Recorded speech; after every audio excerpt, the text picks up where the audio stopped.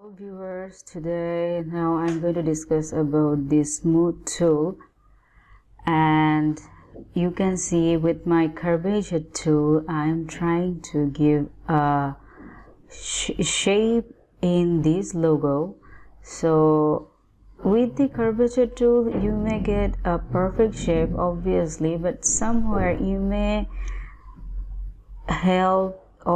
need help or some kinds of mistake or problem which is not perfect you may face. So for this, what we will be needing the smooth tool.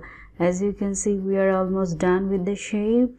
So now you can see here has a problem. Every part of this is okay with, but in the end of this part, okay, I'm going to show you in this part we have a problem. It needs to be sharp with curve. So for this smooth tool, oops, it's not working. Why it's not working? Because you have to select a group of it and now do it. It's simply done.